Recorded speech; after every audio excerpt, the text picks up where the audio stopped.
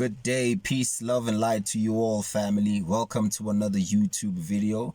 Now, don't forget to like and to subscribe to the channel so that you may get more videos in future. So now, on today's episode, I want to talk to you about something very unique, something quite unorthodox that a lot of people don't like talking about. In fact, they fear talking about it. Today, I want to talk to you about death. Whenever you bring up the topic of death, people shy away because they think that you can't talk about death because you've never experienced it. And I always tell people, I'm like, you only think that because you are looking at yourself from a human perspective and not from the perspective of you being a child of the Most High, meaning that you are immortal, you are omnipotent, omnipresent, and omniscience. Now, you really have to think about it. When they say that you were created in the image of the One Most High, it means that everything it is, you are.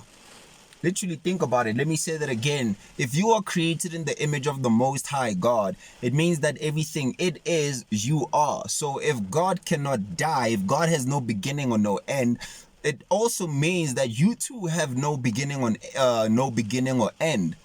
Yes, some things about you may begin or end, like the physical body, just like how the earth, you have summer, autumn, winter, spring, there's hot, cold, there's things start and things grow, they mature, they decline. But that's only due to the physical laws of the universe. And these laws don't apply to your eternal spirit, your eternal immortal self. In fact, that part of yourself is what basically created this whole simulation on a collective level, that is, as a unified collective Elohim level, because all of us individually are gods, but all of us together are God, G-O-D with a big G. When we come together, all of us, everything and anything, we are God. Everything that you see, perceive, hear, taste, touch, see, smell is God manifesting or acting as that thing. So you know about death because you've been dead before. In fact, you die every night. I can describe to you what death is by describing life first. And I can only use that, or rather, I will use that with an example of what happens to you in a day. They say that sleep is the sister of death. Now, every time you sleep at night, you die. Literally. Sleep is the sister of death. Now, for us to understand what death is, because the ancient ones, for them to study what is in the heavens, all they did was look at what's on the earth. If they wanted to know something, they looked at something that corresponds to it. The saying is in one of the seven hermetic laws of the universe, which are mentalism, vibration, the law of correspondence, the law of duality, the law of vibration. One of the laws is as above, so below, as within, so without, which means that whatever is below is the above, and whatever is above is below. Hence, when we pray, we also say, Our Father who art in heaven, hallowed be thy name, thy kingdom come, thy will be done on earth as it is in heaven. So earth is the kingdom where whatever it is that is in the heavens, it must manifest here.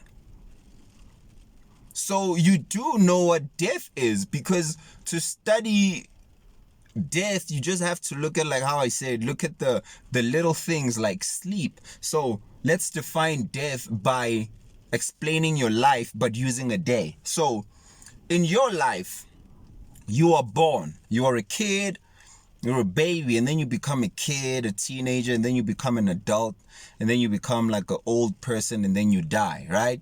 That's your life. Most people don't even like to think profound or experience the profoundness of their existence. They just go about ignorant of life. As long as I go to work and get a job and make sure that my family is provided for, the mystery of why am I here has been sucked out of people's hearts and minds, because they've only been given the material focus as to only look at this.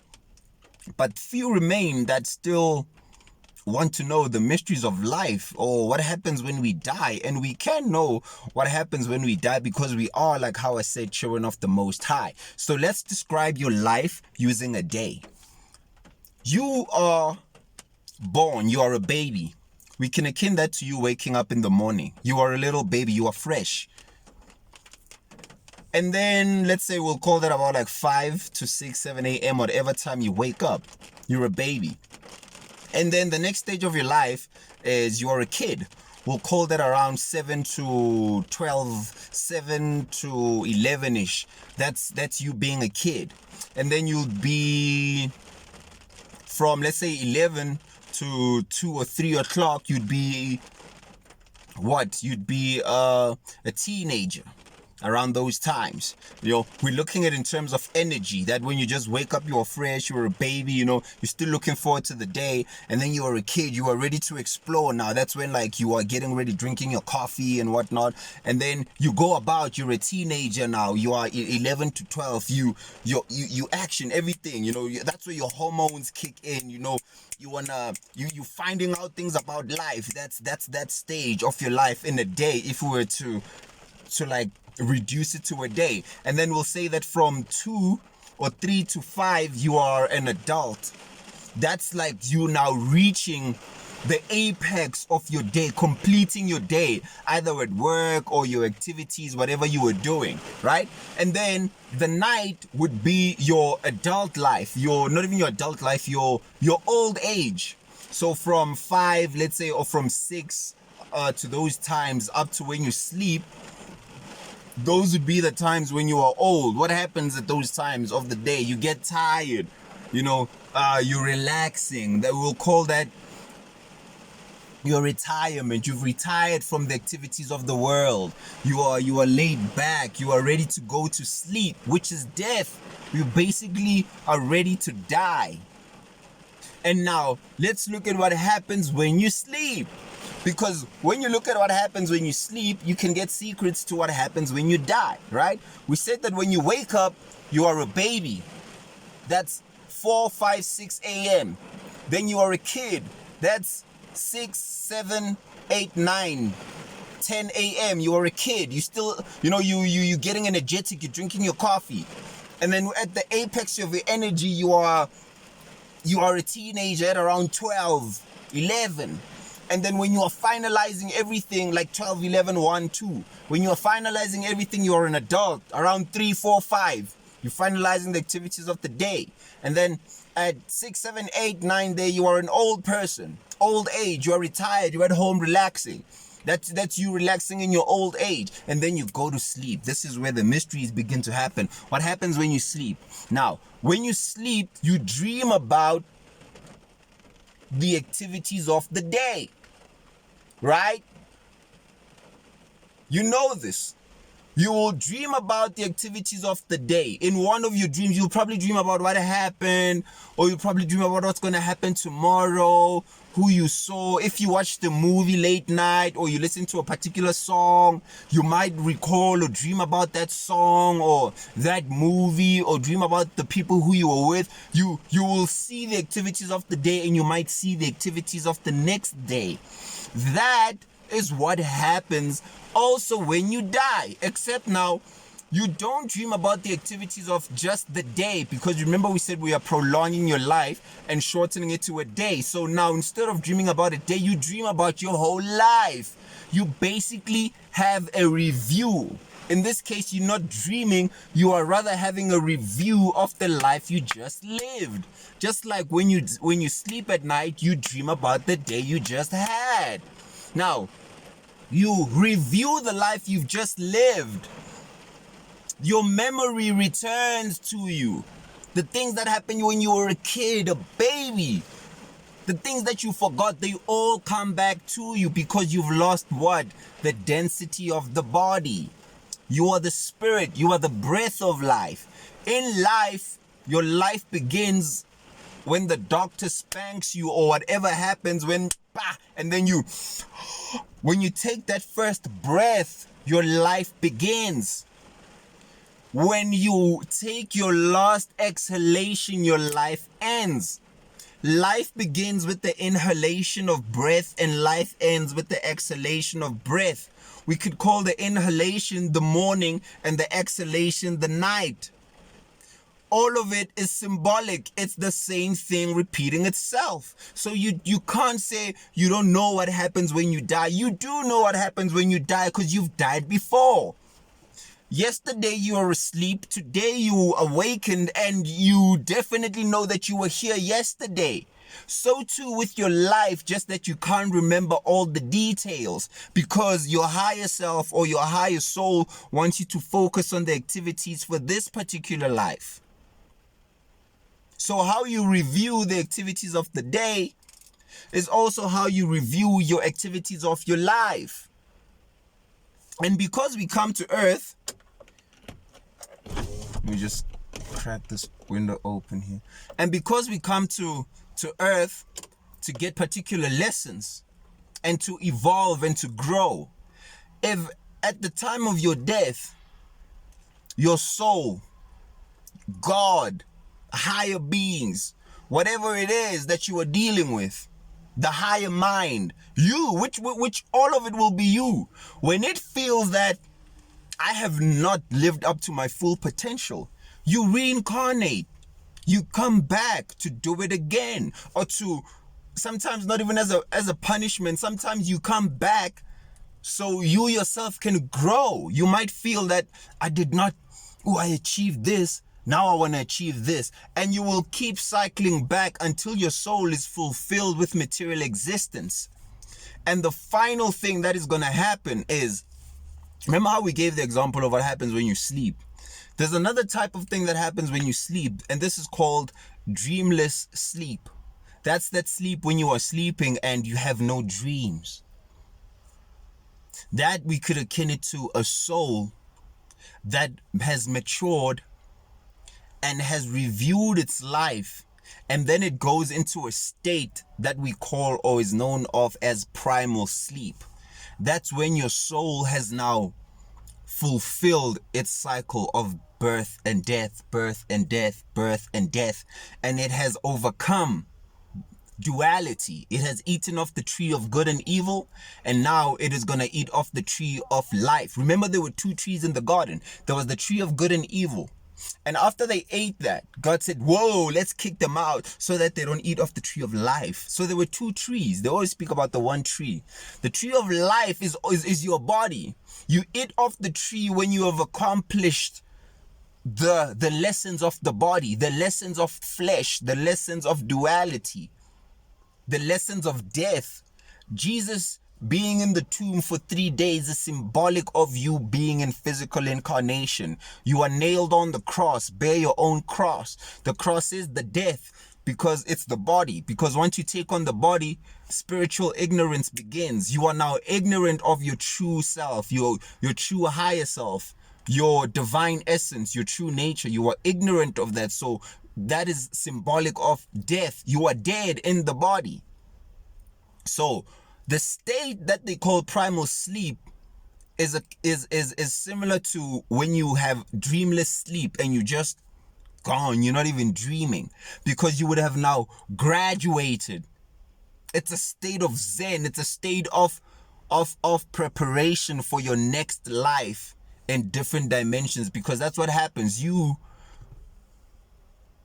materialized yourself. You, all of us, we condensed and materialized ourselves into these bodies, and we gained physical density by slowing down the velocity of light. When light or spirit slows down, it becomes dense, it becomes physical, and it stands still. And then when it picks up its vibration, it dematerializes. That's what you are. You are the materialized, crystallized version of a higher being. You are a higher being that has crystallized itself. And with the crystallization of this higher being, it begins to put borders on different levels of itself. So different parts of yourself, as you come into density, begin to be shut out so that you may be able to function here. Because if you come here as an all-knowing being and you are all-powerful, then there's no point of you coming here. The forgetting is divine, because you need to forget a little bit so that you can learn something here. It's called alchemy. The law of equivalent transmutation, or the law of equivalent exchange. To gain something, you have to give up something of equal importance. For you to gain the physical body, you had to give up the spirit, and for you to gain back the spirit, you have to give up the physical. These are just two degrees, they're just two polarities of the same thing. The physical is materialized, crystallized light. The spirit is dematerialized density or matter. When matter slows down, it becomes physical, and when it speeds up, it becomes spiritual. So at your death, you have the review of the life that you just lived. And if you have accomplished your goals in this life, and you also now put it side by side, even though time is not linear, you're experiencing past, present, and future lives all simultaneously. When you view all your lives and your soul is satisfied, you have reached the light speed to be able to exit the physical world. You go into a state of now shedding the bodies, because you have many different bodies. You have the physical body, which is where most people are trapped, and this is hell, because people keep coming back here, and they never discover the true knowledge of who they are, so they have to keep reincarnating until they remember. So those who do remember graduate, because once you know that, oh, this is duality, this is a game, it's Maya, it's an illusion, there's nothing for you. You've graduated. It's like you're in grade 12 or matric, and you know everything that there is to know. What you need to move on to university or to higher levels to go study further. So you must move on to higher spiritual planes, because this is just the material plane, and it's only called hell here because it's so dense. Manifestation is slow. Thought, like the process of you thinking a thought and it manifesting, is so slow compared to what happens in the spiritual planes. And you can see that in your dreams, that you can think something and it happens instantaneously. You are here, now you are there. That is the nature of your spirit. It is immortal. The nature of your soul. Just that the agreement of the physical body is that there's certain strict laws that we must function under in order for this lesson that we need to learn to be learned. And the greatest lesson that we must learn in duality, in the land and in the realm of separation, is love. We only became separated to truly unfold and reveal that there is no separation. The separation is death. And what happens when you die, your final death, is when you come back to love, because you would have learned the most important lesson of what this place has to teach you, and that is unity and love. And you can only learn that in duality. You can't learn about love in a realm of love. You already love. You just needed to know something you were not, so you can better appreciate what it is that you naturally are. So what happens at your death is that you will achieve here on earth a certain level of consciousness. And when you die, you will go into the level of consciousness, or into a level of existence that you were able to cultivate here on earth. I'm going to use the grade 12 example again. There's what they call, is it an APS score? Yeah, there's an APS score here in South Africa. So you have to score a certain APS score, and that's going to determine whether you go to a college, or you're just gonna get your matric certificate, or you can progress to university, or into a higher institution. So your level of consciousness will be like your APS score. Let's just use university as the highest level. For you to get into university, you'll have to reach a very high APS score, which is a high level of vibration, so that by the time you graduate Earth, you can go there. So your level of consciousness is basically your application form. What you are able to learn on Earth is going to determine where you go after that, after death.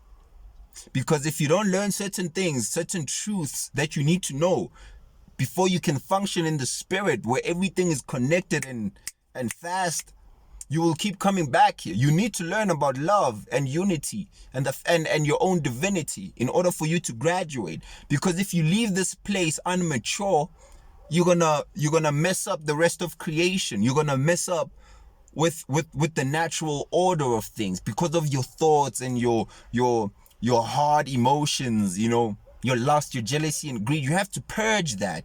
You have to purge that through the holy fire of the Kundalini or the Holy Spirit. You have to purge that. So at your level, at your point of death, you will graduate into the level of consciousness, into the particular spiritual plane that your soul will be vibrating at, or your spirit will be vibrating at. It's all about vibrations. Earth is the lowest vibration. There are many dimensions of existence, and all of them are separated by just vibration. In fact, they exist all in one place. You just can't see some of them because they are vibrating so fast that they're invisible to you. Just like when you look at a tire when it's standing still, you can see the rim. But when that tire is spinning very fast, it's not that the rim is not there. It's still there. It's just invisible to you because of the speed. That's what happens. It's the same thing. When you pick up your speed, you dematerialize. Like how I said, light becomes matter when it's slowed down. So in order for you to escape this place, you need to reach a new level of velocity inside yourself. You have to illuminate the Christ light within you, because you are light. That light has just been densified, and now you need to speed it up. Another way for you to understand death is to study it like the ancient Egyptians did. No people in the history of the earth studied and put more focus into the phenomena of death as the ancient Kemites. You can see that when you look at the ancient depictions of what we call the scales of Ma'at. So how they spoke about death is this, that when someone died, their heart was weighed on the scales of Ma'at by Anubis. Anubis is the Egyptian netter with a head of a jackal. When you see a netter with the head of a jackal, that is Anubis, because the jackal is a scavenger. They use symbolism very, very, very much in ancient Egypt. Nothing was just for show. Everything had meaning. So the jackal is a scavenger because it deals with the things that are dead. So they used Anubis. So Anubis is the guide, or the one who assists someone, or rather who comes at the point of death and comes to now weigh your heart on the feathers of Ma'at, which is the feminine principle of, or the feminine deity of balance and law in Egypt. So Ma'at is the feminine Egyptian deity that dealt with balance and law and love, which all correlate to the heart. And Anubis, who is the consort of Ma'at, dealt with thought and intellect, because he is who? He is Thoth, or Thoth, as the Greeks called him. But the ancient Egyptians, he was known as Hermes Trismegistus, which means thrice greatest, the one who is great 3 times. So if your heart was heavier than the feather, then it means that you had not gained enough freedom, enough elevation in the mind, because the feather is representative of thought, because they come from birds, and birds fly up in the sky in the air element, which is symbolic of the mind. So if your mind, if the thoughts were not light, it means you still had desires that attach you to the physical world. You still had attachments to this place, whether it be places, people, or things, or events, things that you still want to do. Your heart is still attached here. So it means you could not move on into the afterlife. So you would have to now reincarnate. That's what the ancient Egyptians were depicting on the walls when they showed the scales of Ma'at, which Anubis held. And then he weighed your heart there against the feather, which is Tehuti, or thought, which are your thoughts. So you have died before many times. You only came back because there's things that you still wanted to achieve yourself, things that you feel that you still needed to do or experience in the physical. Hopefully in this video I've given you a new way to think about death and life, because you are death and life. Death and life, or life and death, are actually, you know, they it's yin and yang. You can't have, it's like winter and summer. It's like you say, oh my god, it's winter, oh, it'll never be summer again. No, it's gonna be summer again. It's gonna be summer again. It's just winter now because it's the seasons. Even consciousness goes through seasons. Seasons of absolute knowing and seasons of forgettingness, and it's seasons. Seasons of existence. It's God experimenting and playing with itself. So you are death and life. You've died many times before, and you've lived many times before, and you will keep on living. You are the omnipotent. You are Melchizedek.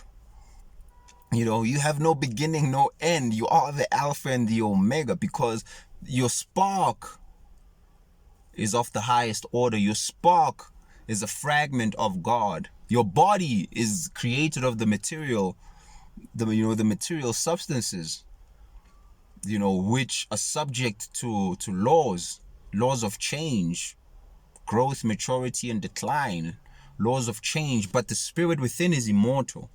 So the immortal is just wearing the mortal so that it could, experience and have fun. It's a game for it.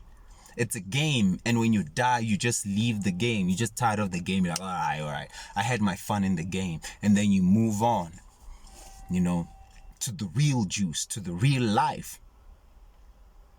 This is literally a game. It's Maya. It's a game of separation. The real deal is yet to come. Big up, family. I'm gonna end the video here. Like I said, don't forget to like and to subscribe so that you may get more videos in future. Peace.